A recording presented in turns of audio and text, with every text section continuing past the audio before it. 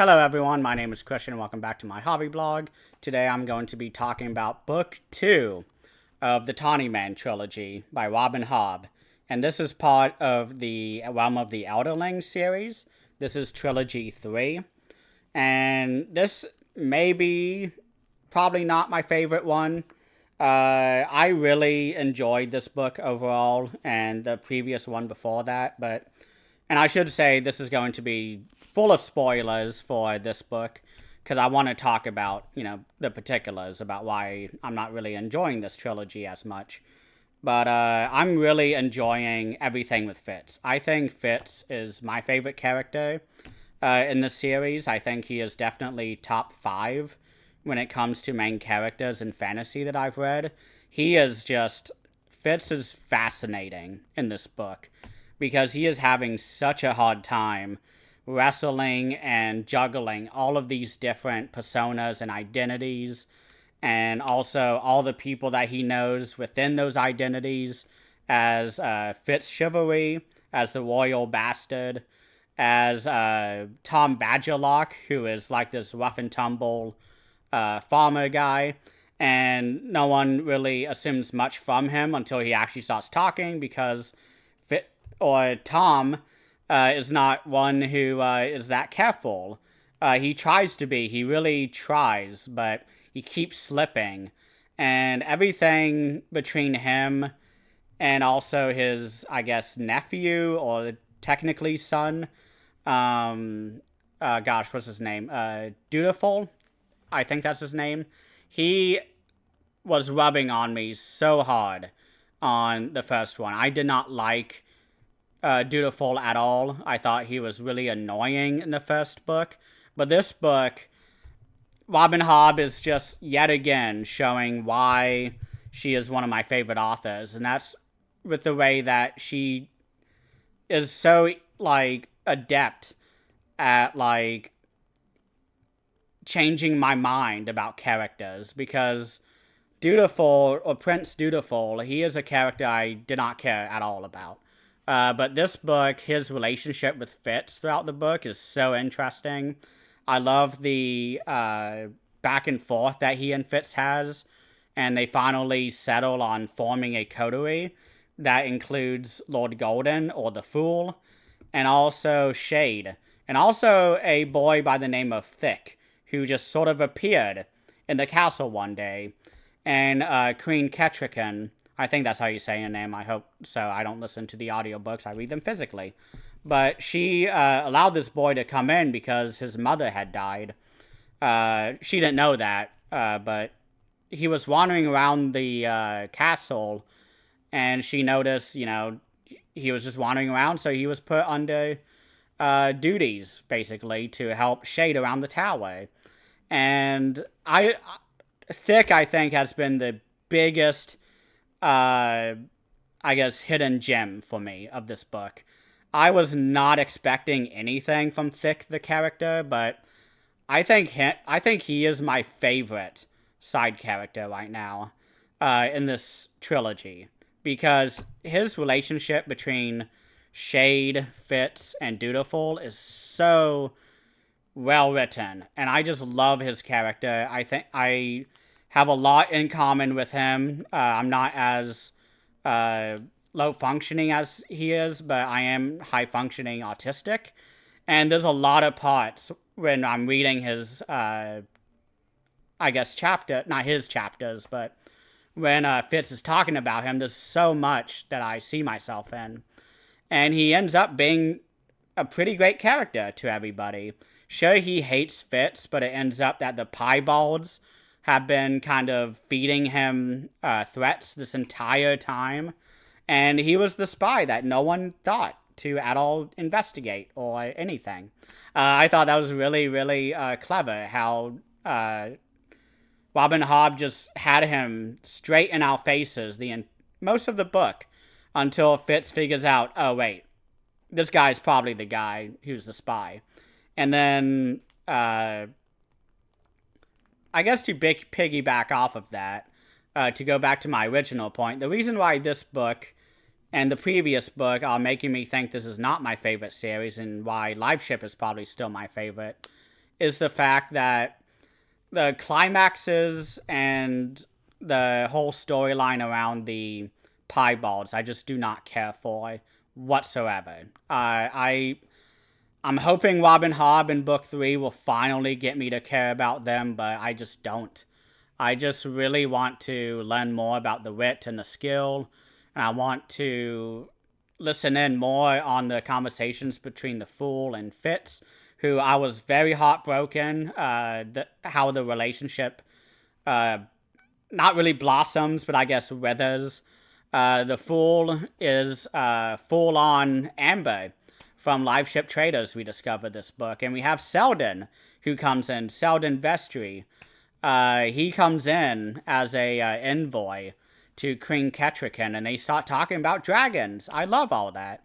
But everything with the pieballs, I just do not give a shit. I just really don't.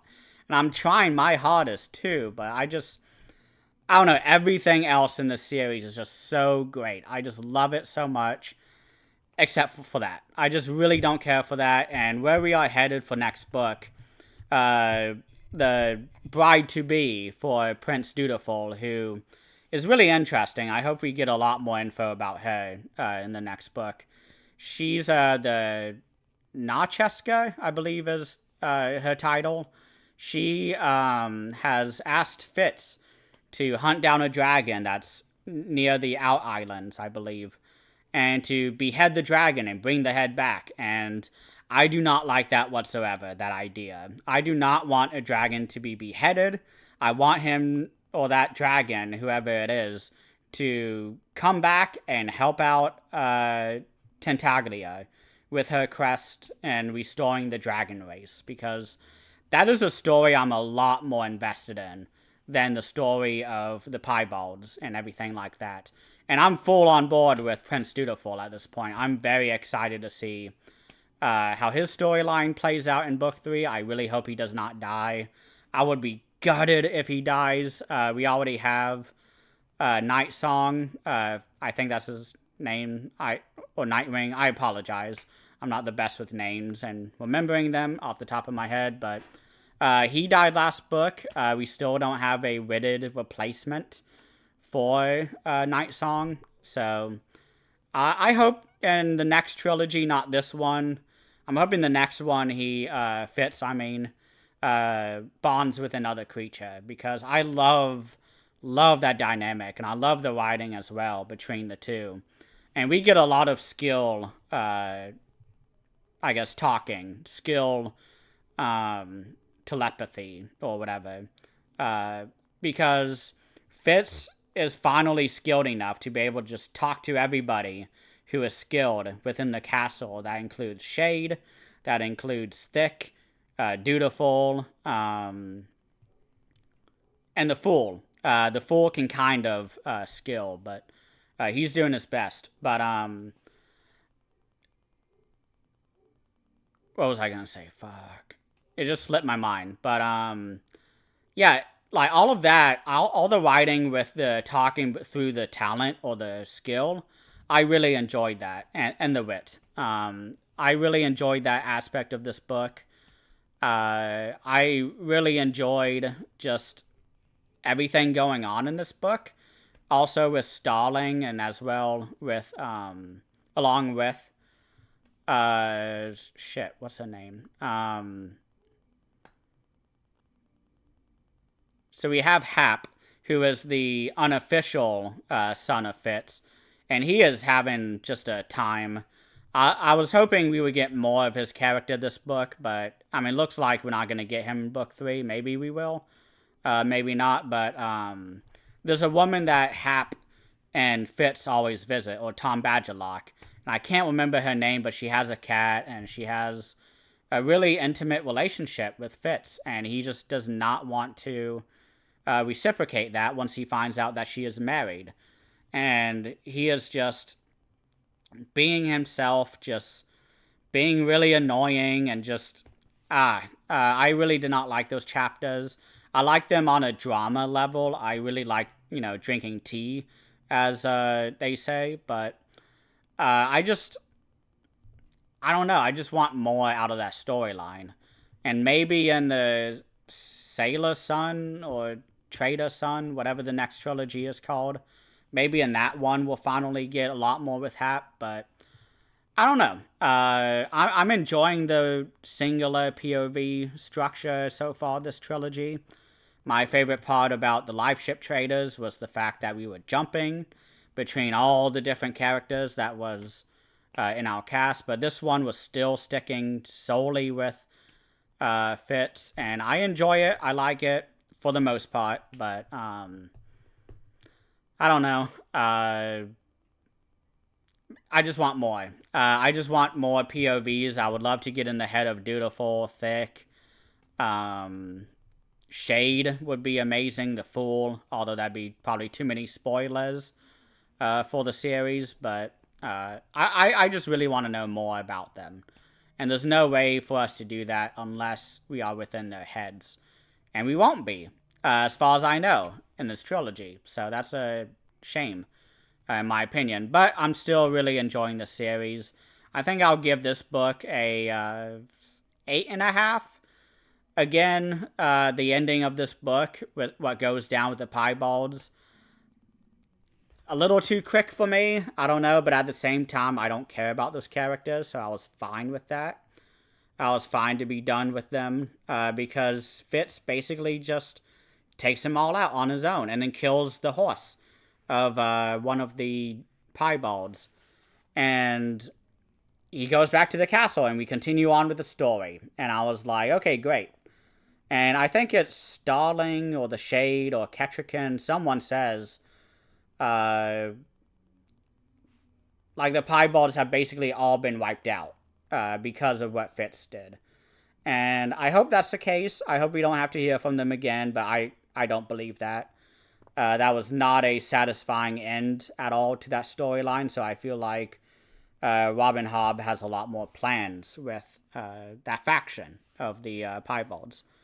So yeah, I really enjoyed this book overall, but I'm really hoping that book 3 is just an absolute, like, just smashes all my expectations, because I want a lot more with Fitz and as well with the Fool, because I don't want to say we wasted this book, but they were really at each other's throats, basically, and ignoring it the entire book, and I did not like that. So, I think that's about it for today. I don't really have any other thoughts that I can think of. Thank you all so much for watching, and please leave a comment if you want to, and please have a great rest of the night.